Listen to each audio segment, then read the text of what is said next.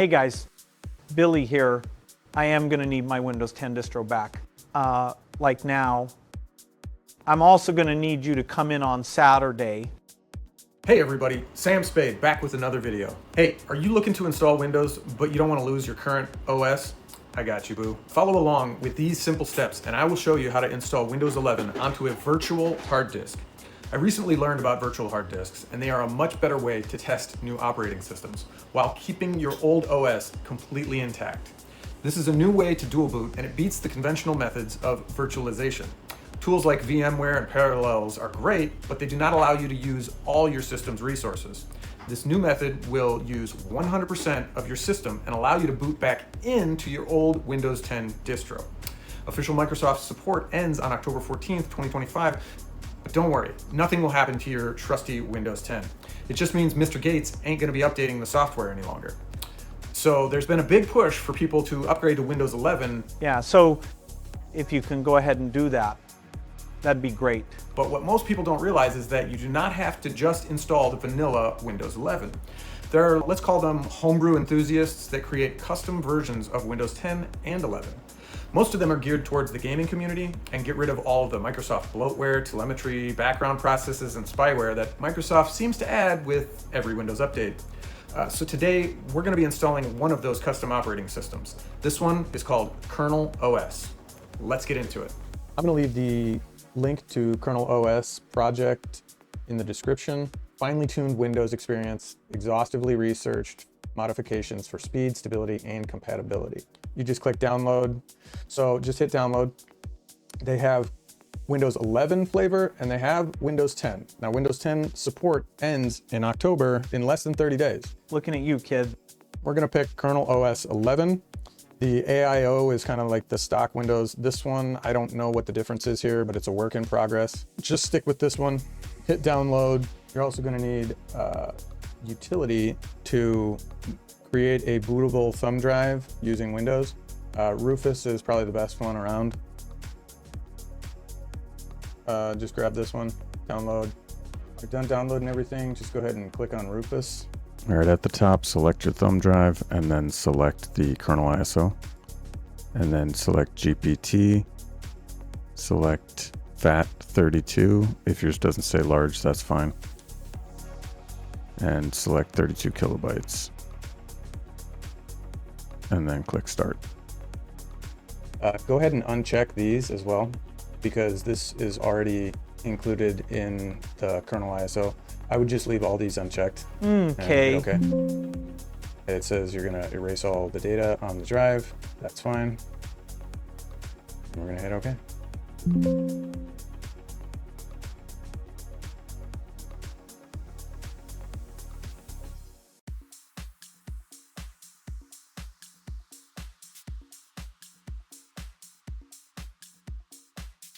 All right, once that is done, you can go ahead and close Rufus. We're done with that. Now, the first thing you want to do before you do anything, download your drivers. Download your drivers so you don't mess anything up. So what you want to do, copy this, right? Copy this verbatim. So go to this PC, open your Windows folder, and just create a folder, right click, new folder, and name it drivers. Okay, now it's empty, right? Come up here, type CMD. Command prompt, run as administrator, okay?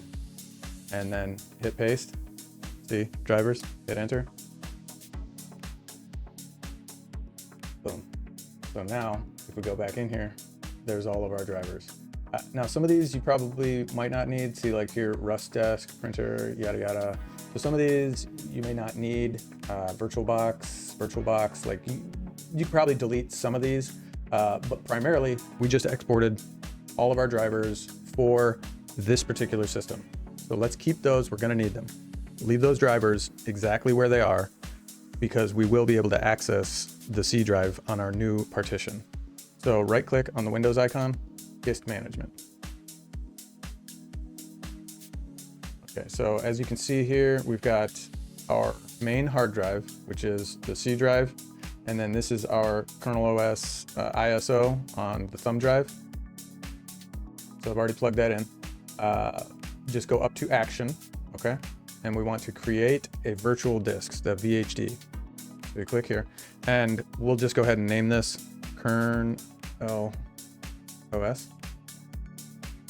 So it's not kernel, it's kernel. K-E-R-N-E-L. So If you say so. Just come in here, right click, new folder, and we'll name this vhdx, okay? So make a new folder just on your C drive, so that way it's easy to find. And we'll just call it Kernel OS VHD, change it to VHDX. Hit save. And for the virtual hard disk format, we want VHDX, okay? And virtual hard disk type, we want dynamically expanding. And then you can always increase the size later, but it's very hard to shrink the size. So start small, you can expand it later.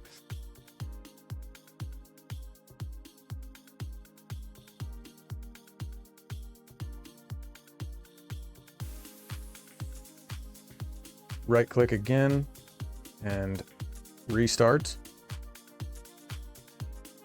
And you may have to enter into your BIOS. There'll be some keys on screen here to show you which key to press. Every computer is different. Once you get to this screen, don't touch any of these drives. We have to attach the virtual disk. So hit Shift F10 to bring up a command prompt and type this exactly as you see it, and this will be in the description as well.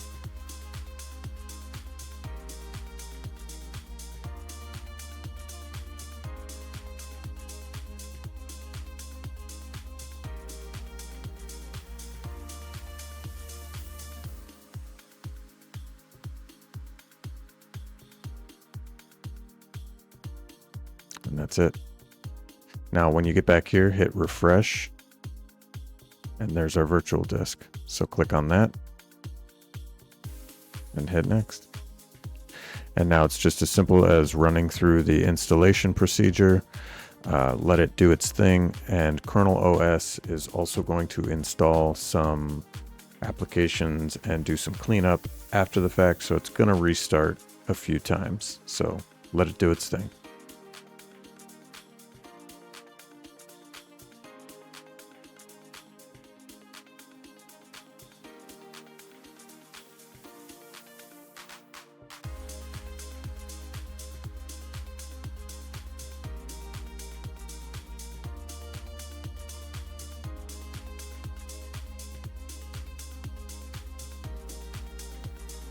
All right, guys, welcome to Kernel OS. Right click on the Windows icon, Task Manager.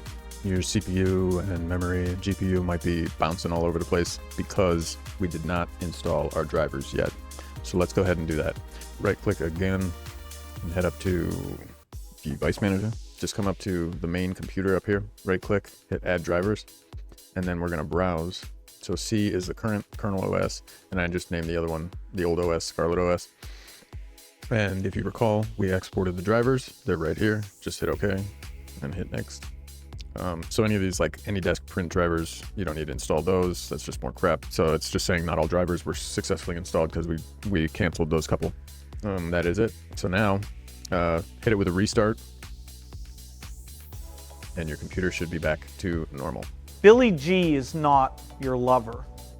All right, just a few more cleanup things. Log back into the original OS or your parent OS and download this little application, EasyBCD. Just go down here, it's the one in the yellow, and it'll take you to a Google Drive, small application. Go ahead and install that. Run through the installation procedure.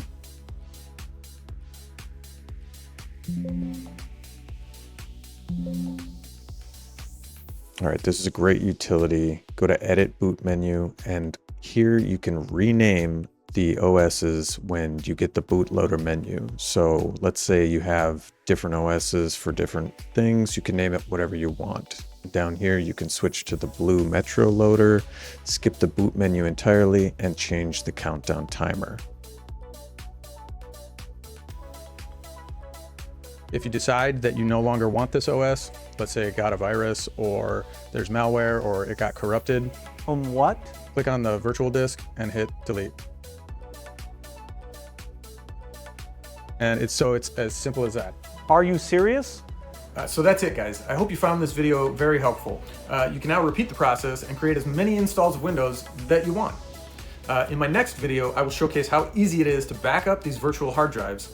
Spoiler alert, You can just copy and paste them and then use EasyBCD to add a boot entry. It really is that simple. Thanks for watching. We'll see you in the next one. Billy G is not your lover.